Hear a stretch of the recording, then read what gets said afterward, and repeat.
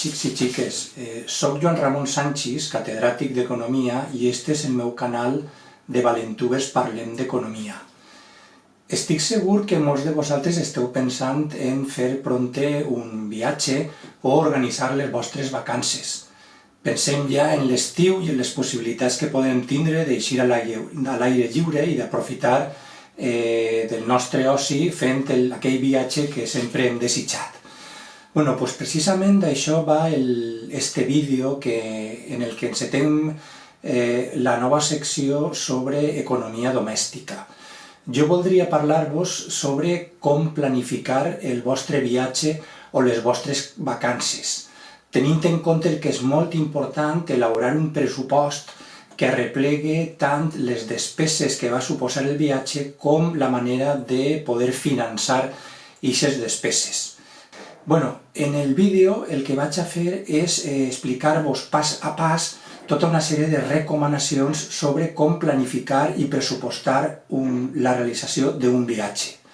Començarem determinant una sèrie de decisions bàsiques importants respecte al nostre viatge, com el lloc al qual volem anar, quins mitjans de transport són els que volem utilitzar o quin és el tipus d'activitats que volem fer en el lloc de destí. I després vos explicaré també quins són els passos que hi ha que seguir per a planificar correctament el nostre viatge. En el primer pas A, el que seria programar el nostre itinerari que anem a fer durant aquestes vacances o aquest viatge. En segon lloc, quins mitjans de pagament anem a utilitzar per a fer front a les despeses durant el viatge. El tercer pas serà calcular les despeses, cadascuna de les despeses que va suposar el viatge. I per últim, en l'últim pas, el que anem a veure és com podem finançar aquest viatge o totes aquestes despeses que va suposar el viatge. Per a planificar un viatge o unes vacances, el primer que hem de fer és prendre unes determinades decisions sobre aspectes molt importants. La primera decisió és on volem anar, és a dir, quin és el lloc o el destí que millor s'ajuste a les nostres preferències, als nostres interessos i, sobretot, al nostre pressupost. En aquest sentit, el que hem de valorar és quin tipus de vacances o quin tipus de viatge volem. Volem un viatge de relax o un viatge d'aventures? Volem un viatge de road trip o de múltiples destins o volem un viatge d'un únic destí? Volem un viatge de turisme cultural o per anar a festivals o a parcs temàtics? Volem un viatge de creuer? Volem un viatge de platja o un viatge de muntanya? I, per últim, què preferim, anar a la ciutat o disfrutar o gaudir de la naturalesa?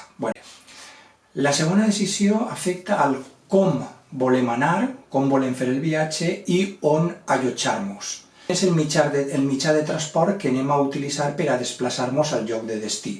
Anem a fer el viatge en cotxe o en moto, anem a fer el viatge en autobús, anem a fer-lo en tren, en avió, i després també quin és el lloc on anem a estar durant el nostre viatge o durant les nostres vacances. És a dir, anem a estar en un hostal, anem a estar en un hotel, en un càmping, en un apartament, en una casa de lloguer. La tercera qüestió és quan volem viatjar.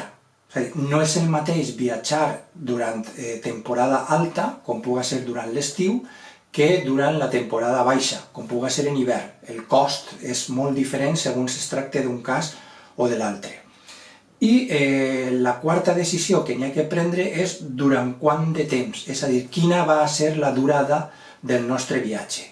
N'hi ha dos tipus de viatges, aquells que són viatges curts o de durada curta, que són normalment els que duren menys de 2 setmanes i en els quals el pressupost és molt més flexible, i aquells viatges llargs, que són els que duren més de 2 setmanes, on és molt important controlar molt més el pressupost. Una vegada hem pres les 4 decisions que vos acabo de comentar, hem de començar ja a fer la planificació i pressupostació del nostre viatge. I per això hem de començar amb el primer pas que fa referència a la programació del nostre itinerari. Això significa que el que hem de fer és elaborar un pla o una planificació de totes les activitats que anem a fer al llarg del nostre viatge o de les nostres vacances. Una qüestió que n'hi ha que fer és reservar els bitllets de transport, el bitllet d'avió, el bitllet de tren, sobretot si anem a viatjar en avió, perquè és una de les parts més cares o que més cost tenen dins del pressupost d'organització d'un viatge.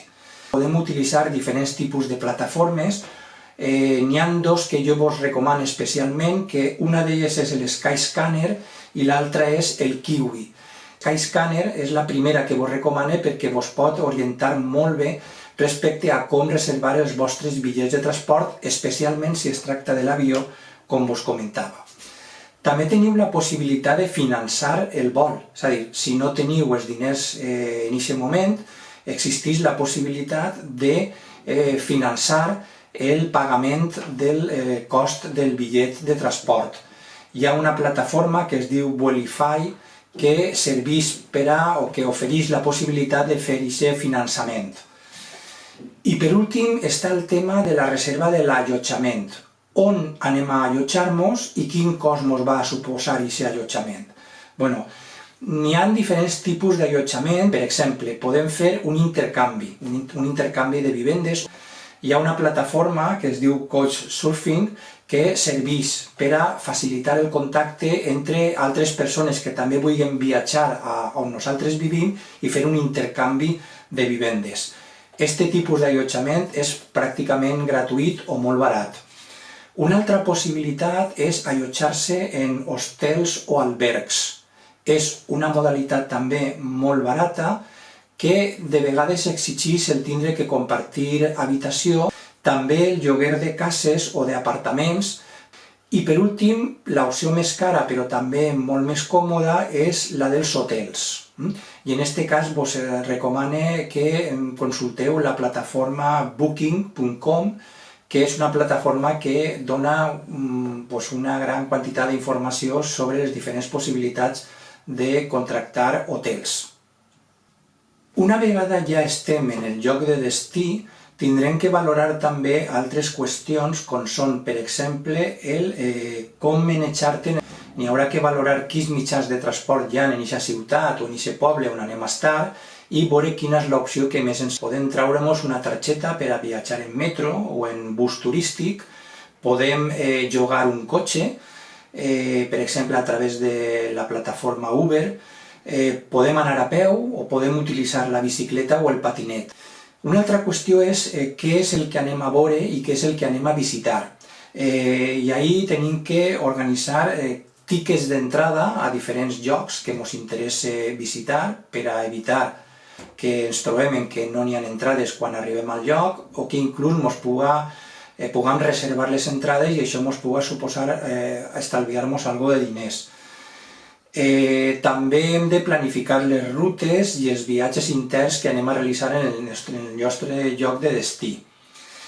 I per últim també hem de valorar on anem a menjar i ahir podem fer rutes gastronòmiques per a conèixer la gastronomia o els menjars típics del lloc, dels puestos locals on anem a estar, i també conèixer a quines cafeteries, a quins restaurants, a quins bars, a quins pubs, o si ens interessa anar de pícnic per a visitar la naturalesa o alguna zona muntanyosa.